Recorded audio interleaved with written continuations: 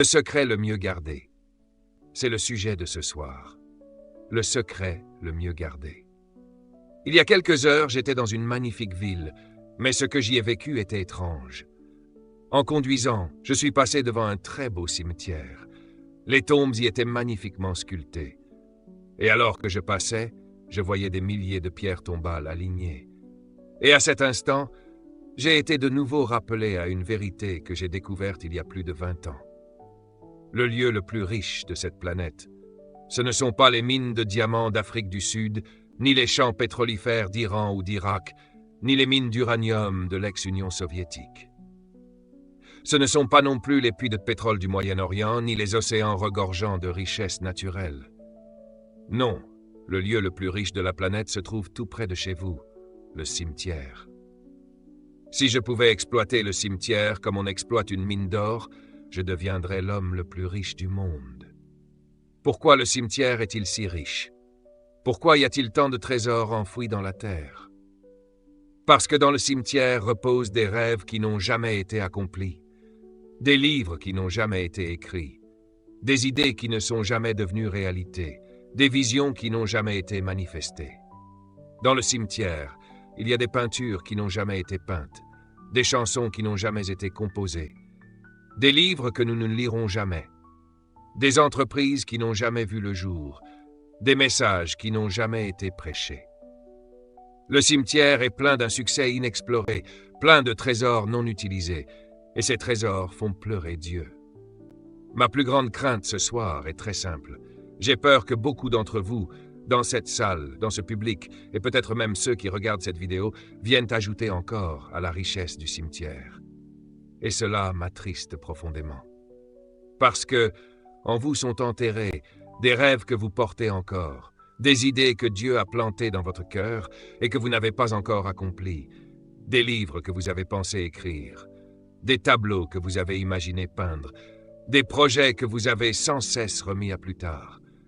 Et le plus tragique, c'est que peut-être nous ne verrons jamais votre œuvre, nous ne chanterons jamais votre chanson, nous ne lirons jamais votre livre, nous ne profiterons jamais de votre invention et nous ne verrons jamais votre entreprise prendre vie.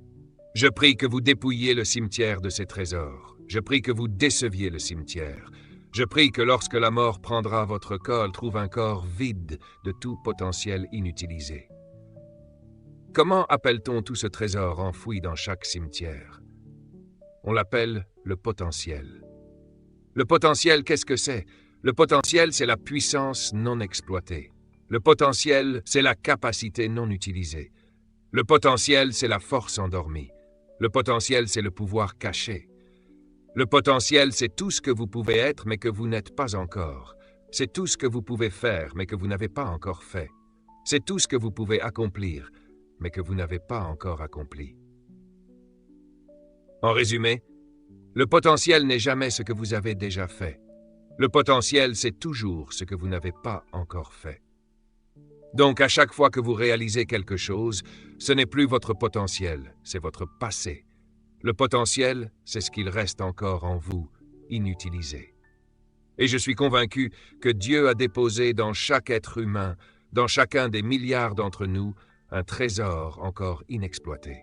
Si le potentiel n'est pas ce que vous avez fait, mais ce que vous pourriez faire, alors peu importe ce que vous avez accompli, ce n'est plus votre potentiel. Ne soyez donc jamais impressionné par ce que vous avez déjà fait, car si vous êtes impressionné par vos propres réalisations, vous vous arrêterez là. Le plus grand ennemi du progrès, c'est votre dernière réussite. Le plus grand obstacle à votre avenir, c'est d'être satisfait de votre présent. Chaque fois que vous pensez que ce que vous avez fait est le meilleur que vous puissiez faire, vous êtes déjà mort à l'intérieur. Tant que ce que vous avez accompli ne vous a pas tué, c'est qu'il reste encore quelque chose à faire. Tant que vous respirez, Dieu a encore quelque chose en réserve pour vous. Aussi longtemps que vous êtes en vie, vous êtes encore enceint de potentiel. Car Dieu ne crée jamais un être humain vide. Je le répète, aucun être humain n'est venu sur cette terre vide.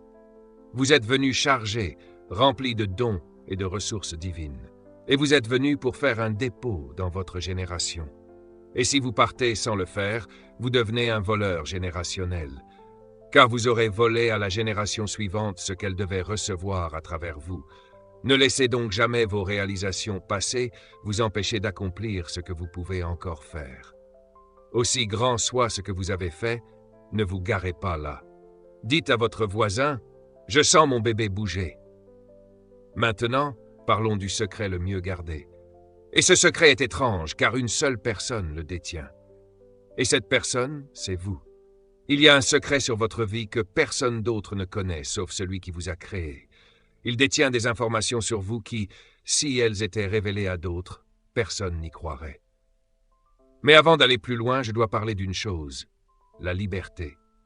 Car pour découvrir votre secret, il faut être libre. Et la clé de la liberté, c'est la connaissance. Notez ceci, la clé de la liberté, c'est la connaissance. Et la clé de la connaissance, c'est la vérité. Et la clé de la vérité, c'est le fabricant. Le plus grand ennemi de l'homme, ce n'est pas le péché. Ce n'est pas non plus Satan. Le plus grand ennemi de l'homme, c'est l'ignorance. L'ignorance est la cause de toute destruction. Nous accusons trop souvent le diable de ce dont nous sommes responsables. Nous mangeons mal, nous tombons malades, et nous disons « le diable m'a attaqué ». Non, c'est ton ignorance qui t'a attaqué. Dieu a dit « mon peuple périt par manque de connaissance ». Et parce qu'ils ont rejeté la connaissance, je les rejetterai aussi. Et il ajoute « je rejetterai aussi leurs enfants ». Car si vous ne savez rien, et que vous enseignez à vos enfants ce que vous savez, vos enfants seront aussi ignorants que vous. Tout ce que je sais, c'est ce que j'ai appris. Répétez-le, tout ce que je sais, c'est ce que j'ai appris. Peu importe combien de livres vous avez achetés, vous ne connaissez que ceux que vous avez lus. Acheter de la connaissance ne donne pas la révélation. Dieu dit, parce que tu as rejeté la connaissance, je te rejetterai. Ce qui veut dire que ton ignorance est un choix.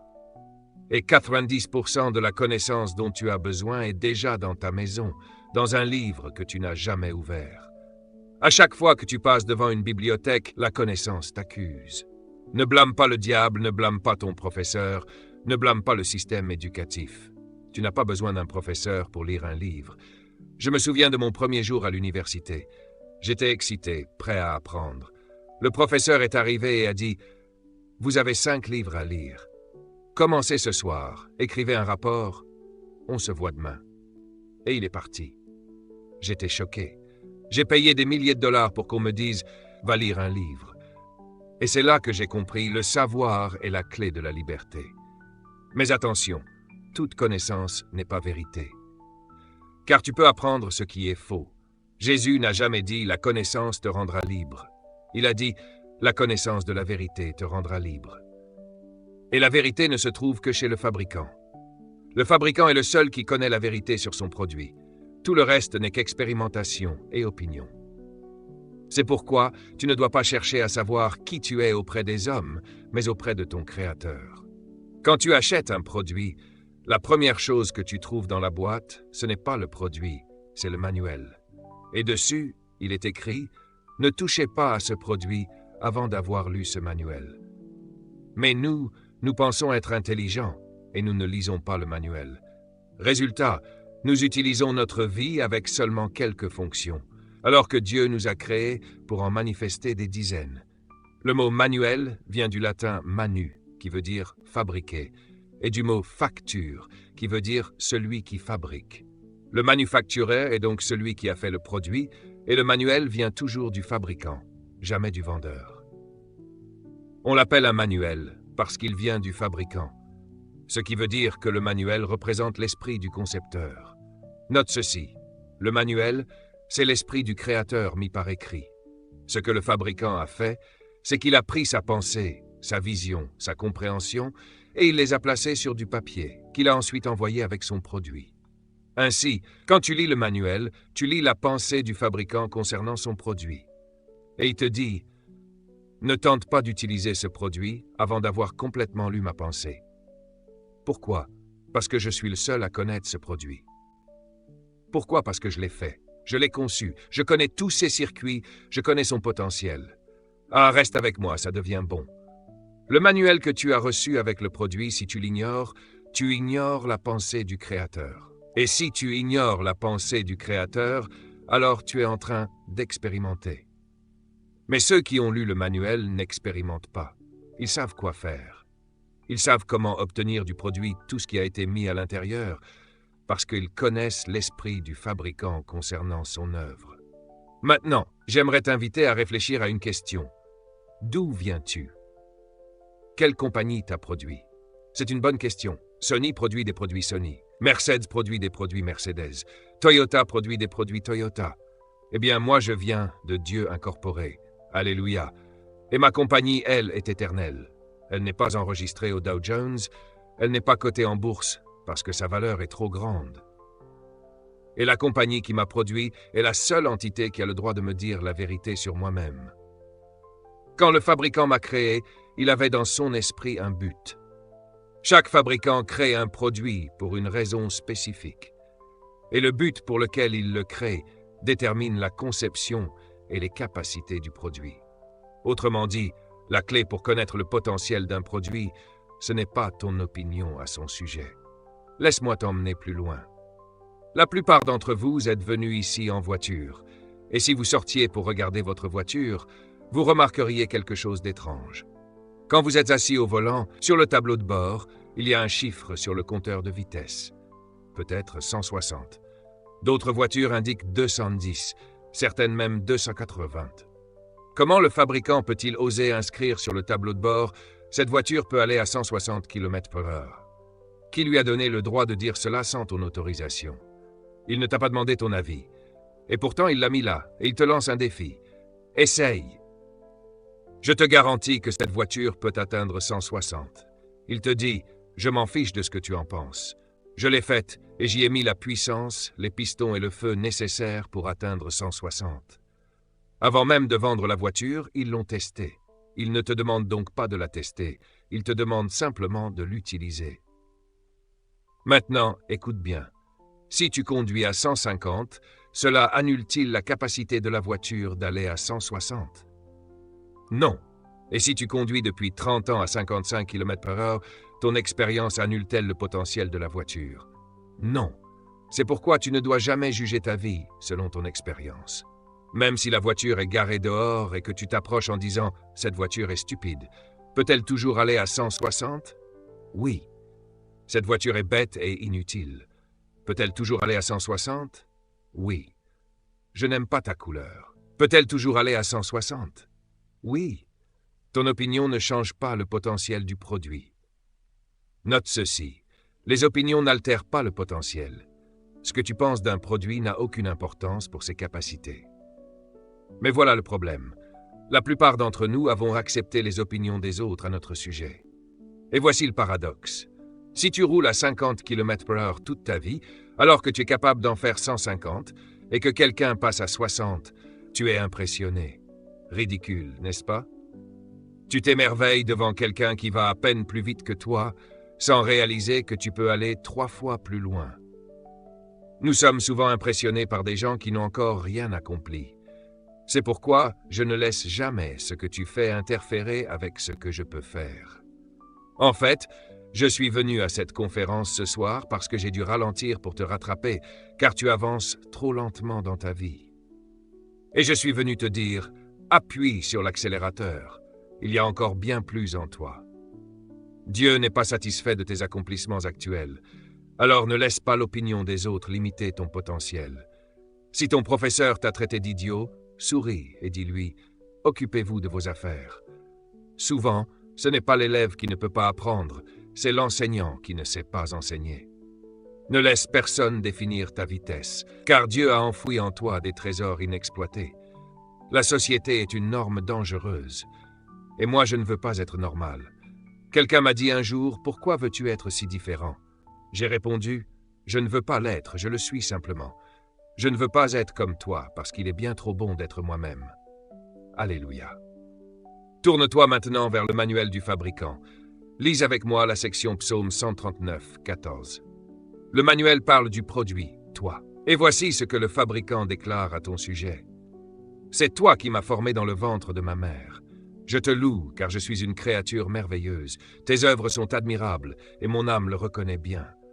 Oh, j'aime ça. » David dit, « Je te loue, fabricant, parce que tu m'as fait de manière redoutable et merveilleuse. » Le mot redoutable ici vient du mot fearfully. Cela signifie que Dieu t'a créé avec crainte et respect, comme un artiste concentré, attentif à chaque détail, de peur de rater la perfection. Quand Dieu t'a façonné, il avait peur, peur de faire une erreur sur toi. Voilà pourquoi David dit, « Je te loue », parce que quand il m'a fait, il a fait exactement ce qu'il voulait. Mon nez est parfait, parce qu'il est nécessaire à ma mission. Mes pommettes, mes cheveux, ma taille, tout a été conçu en fonction de mon but. Arrête donc de détester ton visage. Il a pris le temps de le dessiner lui-même. Cesse de vouloir ressembler aux gens des magazines. Dieu a pris soin de faire de toi un original, pas une copie. Ton teint, ta taille, ton apparence, tout cela a été voulu. Quand il t'a formé, il a choisi le ventre exact où tu devais être. S'il t'a fait noir, c'est parce qu'il te voulait noir. S'il t'a fait blanc, c'est parce qu'il te voulait blanc. S'il t'a fait métissé, c'est parce qu'il voulait un mélange unique. Alors dis à ton voisin, « Je suis parfait pour ce pour quoi j'ai été créé. Occupe-toi de tes affaires. Alléluia. » Le fabricant dit aussi, « Tu es merveilleusement fait. » Le mot merveilleux vient de deux mots, plein de merveilles. Cela veut dire que quand Dieu a terminé de te fabriquer, il t'a rempli d'émerveillement. Quand tu entres dans une pièce, les gens devraient se dire « Waouh, quelle création !» Dis à ton voisin « Je suis merveilleux. » Et s'il ne te croit pas, dis-lui « Je sais que tu te poses des questions à mon sujet, parce que je suis plein de merveilles. Quand tu crois que j'ai échoué, je rebondis. Quand tu crois que j'ai fini, je commence encore. Je te fais te poser des questions sur moi, parce que je suis plein de merveilles. Alors arrête de vouloir être comme les autres. Pourquoi vouloir être une copie quand Dieu t'a fait original? Quand tu entres dans un magasin, tu verras que les habits qui se ressemblent sont les moins chers. Mais ceux qui sont uniques, les pièces rares, sont les plus précieux. C'est pareil pour toi. Tu es une édition limitée, une œuvre originale de Dieu. Et la prochaine fois que quelqu'un te dit « Je n'aime pas ta robe », réponds-lui « Je ne l'ai pas mise pour que tu l'aimes, je l'ai mise parce que je l'aime. » Alléluia. Je veux dire, regarde-toi, tu vois quelque chose que tu aimes, tu l'aimes, alors tu le prends. Tu vas dans la cabine d'essayage, tu l'essaies, tu te regardes et tu te dis « Oui, j'aime bien ». Tu sors et tu demandes à tes amis « Qu'est-ce que vous en pensez ?» Pourquoi tu leur demandes? Et ton ami te dit « Moi, je n'aime pas ».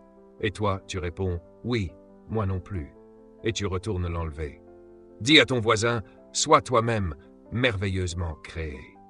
Et la suite de ce verset me bouleverse. Il dit « Merveilleuses sont les œuvres de tes mains ». Tout le monde dit « Merveilleuses ».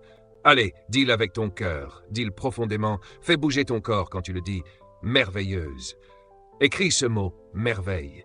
C'est le mot qui vient de Marvel, émerveillement. Ce que Dieu a produit doit émerveiller les gens. L'année dernière, j'étais à l'aéroport d'Atlanta et j'ai vu 6 jeunes hommes marcher ensemble.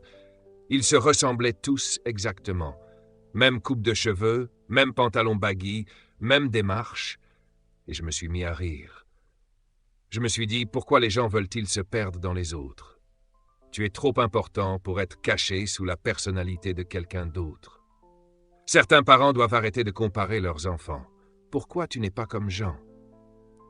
Tais-toi, il est différent de Jean. Oui, c'est une bonne prédication. Merveilleuses sont les œuvres de tes mains. Et le texte ajoute, mon âme le sait bien. C'est l'une des phrases les plus puissantes du verset. Mon âme le sait bien. Je n'ai pas besoin d'un magazine pour me dire que je suis merveilleux. Je n'ai pas besoin d'un psychologue pour me dire que je suis extraordinaire. Mon âme le sait. Je n'ai pas besoin qu'on me dise que j'ai belle allure. Mon âme le sait. Je n'ai pas besoin qu'on m'affirme, qu'on me confirme ou qu'on me réaffirme qui je suis. Je sais que je suis merveilleux. Parce que si tu ne le sais pas toi-même, tu vas chercher cette affirmation chez les autres. Et crois-moi, si tu vas vers les autres pour découvrir qui tu es, ils ne te feront jamais devenir plus grand qu'eux. C'est pourquoi tu dois te découvrir toi-même. Découvre ton propre trésor. Et le verset suivant devient profond. Il dit « Quand j'ai été formé dans le sein de ma mère, tes yeux voyaient mon corps encore informe. » Dieu dit « Quand le spermatozoïde et l'ovule se sont rencontrés et que la vie a commencé, mes yeux étaient là, et ils ne t'ont jamais quitté. » Cela signifie qu'il y a une chose que Dieu observe toujours, une femme enceinte. Donc, quand tu vas faire ton avortement en cachette, tout le ciel est assis au premier rang en train de regarder. Dieu observe personnellement le potentiel extraordinaire avec lequel tu es en train de jouer. Tu ne sais pas qui tu portes. C'est pourquoi tu ne devrais pas toucher à ça. Et si Marie avait avorté? Je suis si heureux que la mère de Moïse ait sauvé son petit corps, parce que dans ce panier, il y avait Genèse, Exode, Lévitique, Nombre et Deutéronome. Dans ce panier, il y avait les 10 commandements. Dis à ton voisin, tu ne sais pas qui tu portes. Ce fils qui te semble perdu, rebelle, difficile, et cette fille qui paraît rejetée du système, ne les rejette pas. Qui aurait imaginé qu'un tueur en série, un homme qui avait tué tant de gens qu'on en a perdu le compte, porterait en lui Romains, 1 et 2 Corinthiens, Galates, Éphésiens, Philippiens, Timothée, Tite et Philémon. Les 3/4 du Nouveau Testament. Tu ne sais jamais qui Dieu est en train de façonner. Je suis tellement heureux que ta mère ne t'ait pas avorté. Et je dis à tout médecin qui pratique l'avortement, la seule raison pour laquelle tu peux pratiquer l'avortement, c'est parce que ta propre mère ne l'a pas fait sur toi. C'est la vérité. Le verset continue. Tes yeux voyaient mon corps encore informe, et sur ton livre étaient inscrits tous les jours qui m'étaient destinés avant qu'aucun d'eux n'existe. C'est là que ça devient profond. Non seulement il m'a formé dans le ventre de ma mère, mais il dit « Tous les jours de ma vie étaient déjà écrits avant même que je naisse ». Avant ma naissance, un livre entier sur ma vie était déjà terminé. Tu n'es pas une erreur, tu es un best-seller en cours d'impression. Tout était déjà écrit avant même ta venue au monde. Dieu a un livre sur ta vie, et Dieu n'a jamais écrit un échec. Même si les gens échouent, Dieu n'a jamais produit d'échec. Et ce livre contient toutes les pensées que Dieu a à ton sujet. David dit « Tes pensées à mon égard, Seigneur, sont si vastes qu'elles sont comme le sable de la mer. » En d'autres mots, ce que Dieu pense de toi, ce qu'il a écrit sur toi, est tellement grand que si tu essayais de le comprendre, ton esprit en serait bouleversé. Les choses que Dieu a prévues pour toi sur cette terre sont tellement extraordinaires que si Dieu te les révélait maintenant, tu lui dirais « Ce n'est pas possible ». Voilà le problème. Tu roules à 55 km/h alors que Dieu veut te faire monter à 160. Mais tu dis « Ce véhicule ne peut pas aller à 160 ». Tu sais pourquoi? Parce que des lois humaines t'ont limité. Mais la dernière fois que j'ai parlé au fabricant, je lui ai demandé « Quelles sont mes possibilités? Jusqu'où puis-je aller ?» Et tu sais ce qu'il m'a répondu? « Toutes choses sont possibles à celui qui croit. » Il y a un livre sur ta vie, jeune homme. C'est pourquoi tu ne devrais pas te contenter du bulletin scolaire qu'on t'a donné. Ce n'est pas le livre de ta vie. Alors, quelles sont ces pensées? Voyons 1 Corinthiens chapitre 2. C'est le manuel écrit par le fabricant sur son produit. Dis à ton voisin, je sens mes moteurs s'allumer. Dis-lui, quand je reviendrai ici l'an prochain, je ne serai plus au même niveau de ma vie. Cela signifie que tu ne devrais plus être dans la même position. Fixe tes yeux sur la chaise de ton patron. Ne te contente pas d'être secrétaire. Ce n'est qu'une étape temporaire sur le chemin de ton propre empire. Et Paul continue. Éphésiens chapitre 1, verset 3. « Béni soit Dieu, le Père de notre Seigneur Jésus-Christ, qui nous a bénis de toute bénédiction spirituelle dans les lieux célestes en Christ. » Le mot « nous a bénis » est au passé. Cela veut dire que tout ce dont tu as besoin pour accomplir ta mission est déjà pourvu, mais tout cela est activé par ton obéissance à ton appel. Si tu ne commences pas à faire ce pour quoi tu es né, ce qui a été préparé pour toi ne se manifestera pas. Le verset suivant dit « Il nous a choisis en lui avant la fondation du monde. » Avant que le monde ne soit créé, Dieu t'avait déjà choisi. Tes parents ne t'ont pas choisi. Ils ont été utilisés par Dieu pour te faire venir ici. Alors arrête de te plaindre de ton père ou de ta mère. S'ils étaient alcooliques, dis simplement « Merci de m'avoir permis d'entrer dans ce monde. Maintenant, je vais accomplir ma mission. » Dieu t'a prédestiné, ce qui veut dire qu'il a fixé ta destination avant ton départ. Il t'a terminé avant de te commencer. Il t'a complet avant de te former. Tu n'es pas une expérience, tu es un projet terminé en marche. Ceux qui découvrent leur but dans la vie adorent vivre. Quand ils se lèvent le matin, Ils ne peuvent pas attendre que le soleil se lève. Quand tu sais pourquoi tu es né, tu détestes la nuit, parce que tu veux te lever et recommencer à avancer. Si tu t'ennuies, c'est parce que tu ne sais pas pourquoi tu es né. Découvre ta destination, et même les détours deviendront des expériences enrichissantes. Quand tu sais où tu vas, tu n'es jamais découragé par les obstacles, parce que tu connais ton adresse. Il t'a prédestiné. Pré signifie avant, destin signifie la fin. Dieu a fixé ton arrivée avant ton départ. Tu n'es donc pas un accident, tu n'es pas un jeu du hasard. Tu as été envoyé sur cette terre avec une mission déjà accomplie dans le cœur de Dieu. Et quand tu vois cette mission, cela s'appelle une vision. Mais souvent, quand tu la vois, elle est tellement grande que tu dis « ce n'est pas moi ». Tu dis ça parce que la société, ta famille, ton environnement t'ont conditionné à ne pas croire que c'est possible. C'est pourquoi David disait « Tes pensées à mon égard sont trop grandes pour que je les comprenne ». Éphésiens 11 dit « En lui, nous avons été choisis, ayant été prédestinés selon le plan de celui qui opère toutes choses d'après le conseil de sa volonté. » Cela veut dire que Dieu fait concourir toutes choses pour que tu accomplisses ton but. Même tes erreurs, même tes chutes, même ton passé. Tu as pu tomber, échouer, te tromper, mais le fabricant ne se fâche pas. Il prend ton erreur, ton addiction, ta grossesse non planifiée, et il dit « ce n'est pas grave. Je vais l'intégrer dans mon plan et en faire un témoignage. » Même si tu t'es retrouvé perdu, Dieu dit « viens avec ton passé, viens avec ton enfant, et je vais transformer tout cela en témoignage. » Parce que je peux faire d'un enfant illégitime un leader légitime. Car la Bible dit « Nous sommes son ouvrage, créé en Jésus-Christ pour de bonnes œuvres que Dieu a préparées d'avance pour nous, avant même la création du monde. » Les œuvres que tu es né pour accomplir ont été préparées bien avant même que tu sois conçu. Ce qui veut dire que tu es né pour faire quelque chose qui est déjà terminé, mais que Dieu veut que tu commences. Tu n'es donc pas venu sur cette planète par accident. Ce n'est pas parce qu'un spermatozoïde a glissé. J'aime ça. Dis à ton voisin, « Je ne suis pas un accident. J'ai été choisi avant la création du monde. » Sais-tu qu'à chaque fois qu'un homme libère du sperme, la science a prouvé qu'au moins 500 millions de spermatozoïdes sont relâchés? 500 millions. Peux-tu imaginer? Tous ces 500 millions courent vers l'ovule, chacun essayant d'être le premier à l'atteindre. Et un seul y parvient. Devine qui c'était? Oui, c'était moi. Alléluia, il y en avait 500 millions, et Dieu les observait tous.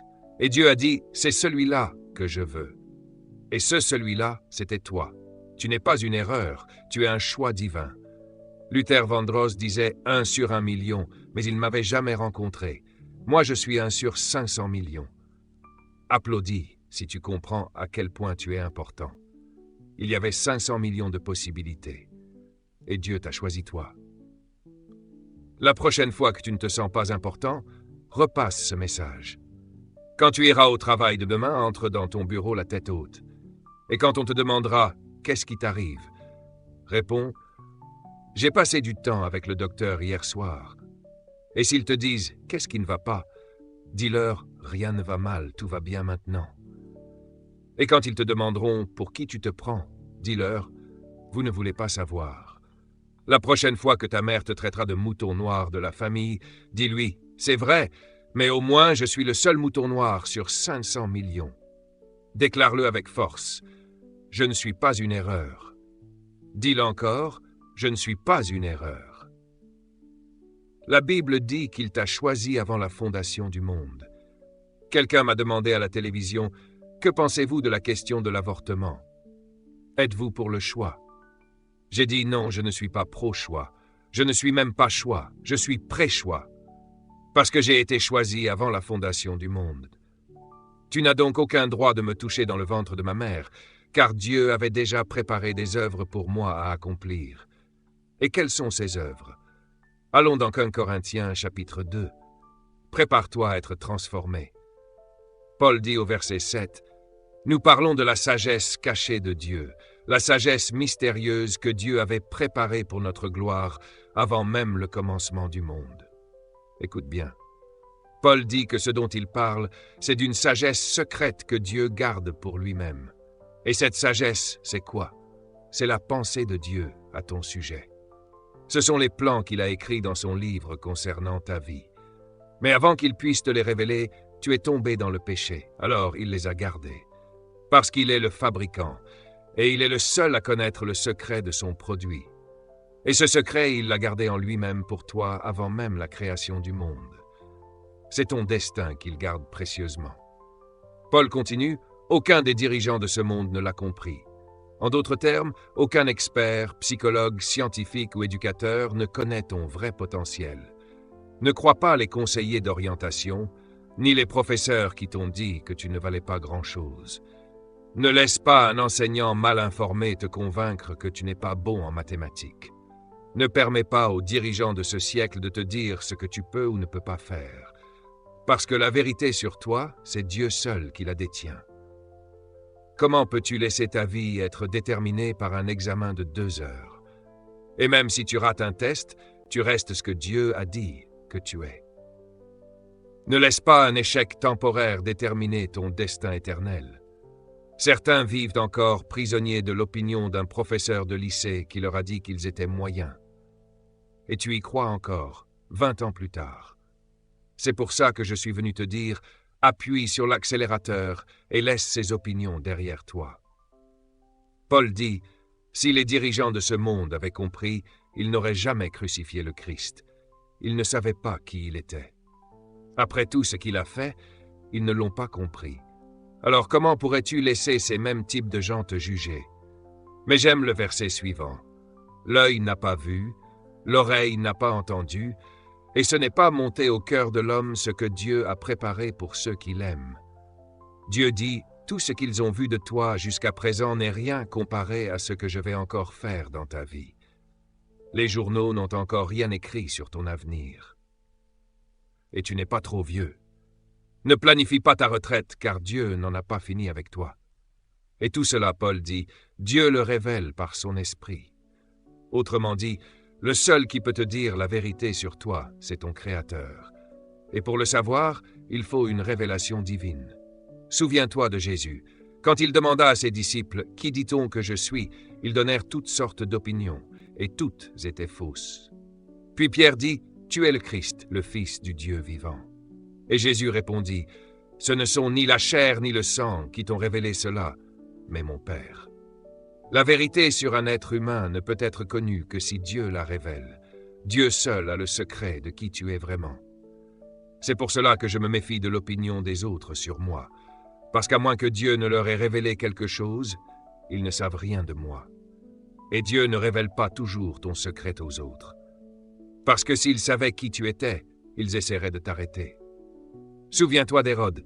Quand il a entendu parler de la naissance de Jésus, il a dit « Dites-moi où il est, que j'aille l'adorer. » Mais il avait un couteau à la main. Il y a des gens qui sourient devant toi, mais qui planifient de détruire ta vision. Joseph aussi a parlé trop tôt. Il a raconté son rêve, et ses frères ont voulu le tuer avant même que le rêve devienne réalité. C'est pourquoi le Saint-Esprit seul connaît les pensées de Dieu, et c'est lui qui te révèle ton véritable destin. Paul dit, nous n'avons pas reçu l'esprit du monde, mais l'esprit qui vient de Dieu, afin que nous connaissions les choses que Dieu nous a librement données. Et il termine, qui a connu la pensée du Seigneur pour pouvoir lui donner des conseils? Personne. Personne ne peut conseiller Dieu sur toi. Mais nous avons la pensée de Christ. Ce qui veut dire que le même esprit qui connaît les profondeurs de Dieu vit en toi et peut te révéler qui tu es vraiment.